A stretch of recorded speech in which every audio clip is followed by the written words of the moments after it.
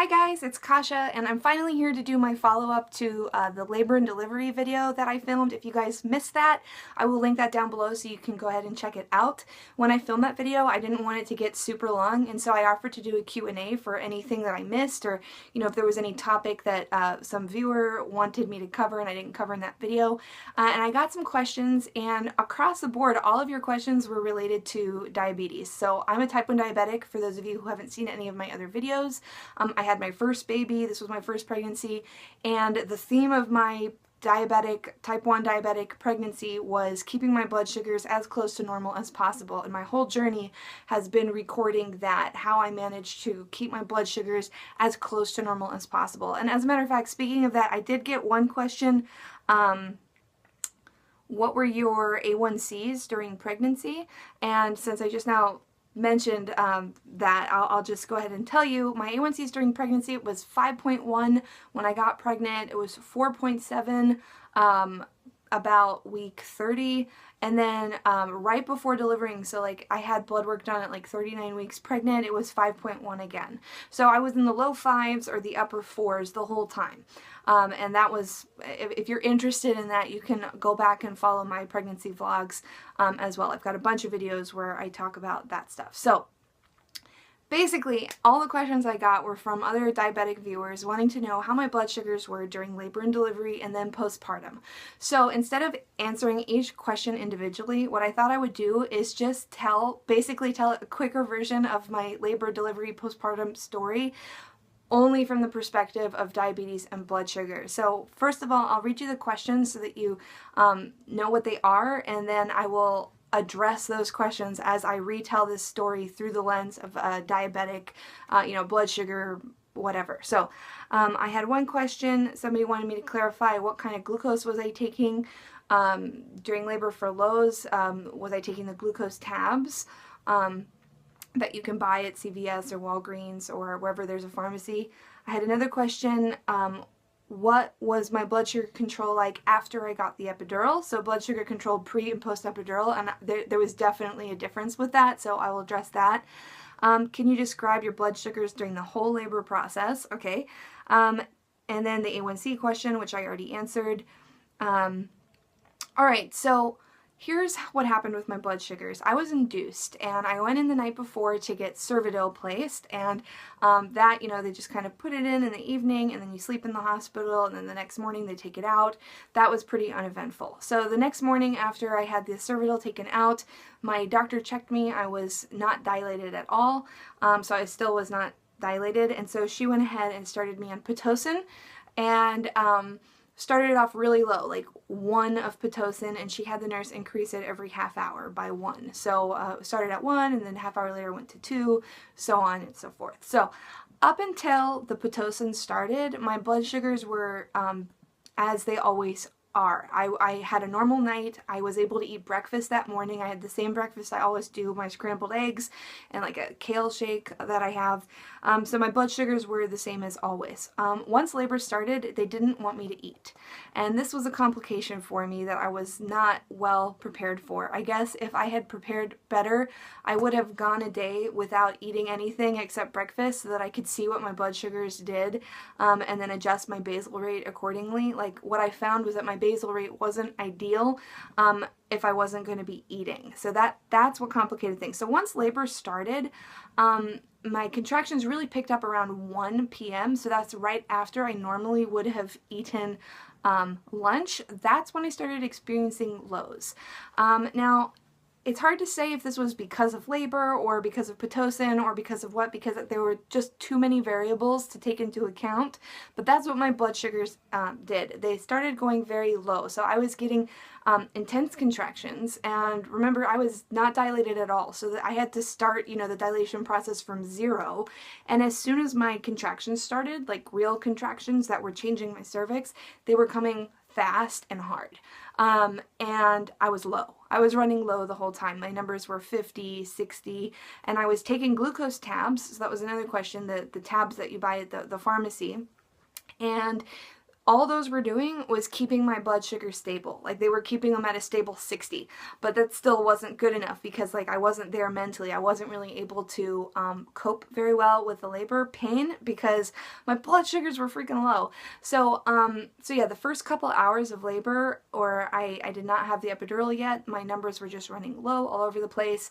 I could not get them up. It seemed as though I wasn't digesting anything because my body was very tense and it seemed like everything was staying right here. So maybe if I had to do it again, I would probably take the liquid glucose instead of the tablets, because the liquid glucose may have hit me faster or like gone straight into my bloodstream, whereas the glucose tabs have to go through some layers of digestion first.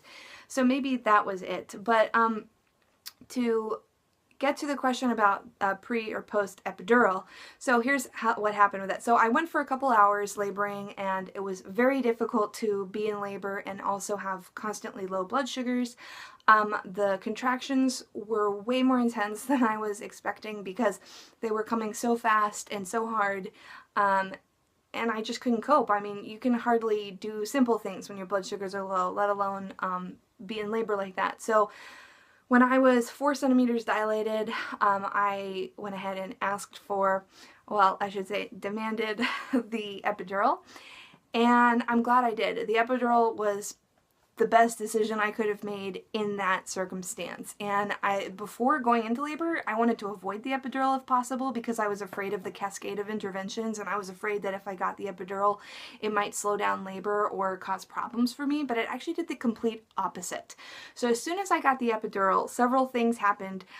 One, my blood sugars stabilized. They got normal. They weren't running low anymore. As a matter of fact, they finally started going up. So instead of being 50 and 60, they were like, it was like 100 and then 110 and then 120. So maybe that's a little higher than I wanted it to be, but that's what happened after I got the epidural. It's like everything I had taken finally started hitting me, like all the glucose finally started hitting me, and I think it's because I was finally able to relax. So that's one thing that happened. My blood sugars finally stabilized. They were finally reacting to the glucose, and I was finally able to focus and concentrate. The other thing that happened is that my labor sped up like crazy. And again, I think it's because I was able to relax. So as soon as I got the epidural, I started dilating like super fast, like boom, boom, boom. It's like I was sure that an epidural would do the exact opposite. It would slow down my labor because I've heard that that can happen. And that did not happen for me. It actually helped my labor progress. So yeah, so before I had the epidural, I think my body was just in so much pain and so tense. I was really holding in all of the pain and tension that my blood sugars were not okay. Like, I was just low all the time. And then as soon as I got the epidural, I was able to relax, and my blood sugars got much easier to control. Like, they were actually responding to things. They were responding to glucose and insulin. So yeah, I'm really glad that I got the epidural. And then also it made my labor faster. Okay, and then what happened at the last part of labor and then into delivery is that my blood sugars actually started going up. So I started pushing. I got the epidural around 4 p.m. and I started pushing at 10:30 p.m. at night, and I pushed for 2.5 hours. She was born at 12:51 a.m. And as soon as I started that part of labor, I don't know if it was like a hit of adrenaline or just the intensity, sheer intensity, like physical exertion of pushing, but my numbers actually shot up. And that is something that can happen when you have a quick exertion of physical activity, because the sugar that's stored inside your muscles all gets released, and so your blood sugars can shoot up when you have like a short burst of like intensity. And so it could have been that, and it could have been the adrenaline, I don't know, but when I started pushing, my numbers went up. It was like 130, then 140, 150. By the time she was born, my blood sugar was actually 190. So that's really high for me, and that was the highest point that it got to during labor, but it actually did not affect her at all. Her blood sugars were completely stable after she was born. That's something I was afraid of, that would affect her, and it totally didn't. So even though my blood sugar was 190 when I actually pushed her out, it did not seem to affect her. But I definitely think that just the physical, I mean, it was crazy. In 2.5 hours of pushing, it makes sense to me that my blood sugar went up like that. And then, so right after delivery, my blood sugar hovered around the 190 for a couple hours. It didn't drop immediately like I expected it would, but by that morning, like by the following morning, it definitely did start dropping. So shortly after giving birth, I guess you could say, my numbers started returning back to normal, or, you know, like I didn't need nearly as much insulin as I needed when I was pregnant, and I started getting low. One of the treats that I had prepared for myself for after delivery was, and I would recommend this to any diabetics, because you go through 9 months of pregnancy and you're so good about everything you eat. And so what I did was I made a snack bag, like a bag full of all the things I couldn't eat when I was pregnant, like cookies and candy bars and, you know, naughty things, because I knew that my blood sugars would be really low after delivering, and I thought, cool, like once I'm not pregnant, I can reward myself with a couple treats on hand. And those came really in handy, and I was able to eat like cookies, like actual like pure sugar, without getting high. So if that tells you anything about how my blood sugars changed, like the day after and then every day after following that, my blood sugars were low. Now, after my milk came in, so I'm breastfeeding, and breastfeeding's going well, by the way. Maybe I'll do another update on that later. After my milk came in around day 3, my blood sugars got even lower. So it wasn't just delivering the baby in the placenta that made my blood sugars go low. It was actually breastfeeding.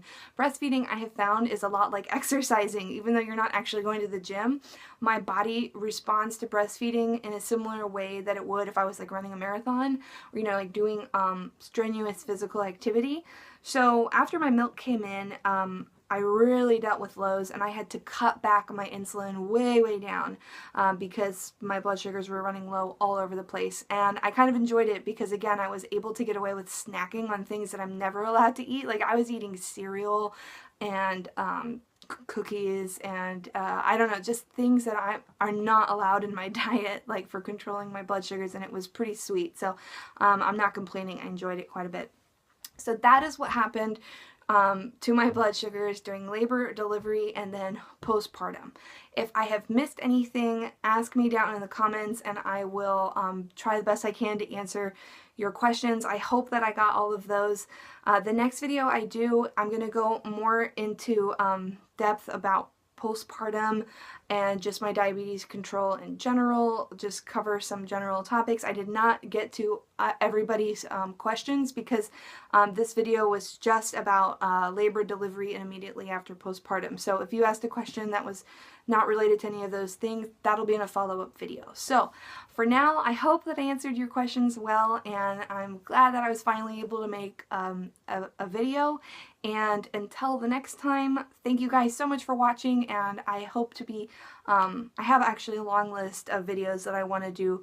I want to do like a update for Sophie, my daughter. I want to do a postpartum update. I think I'm going to do a postpartum update after I have my 6-week OB visit, which is coming up pretty soon actually.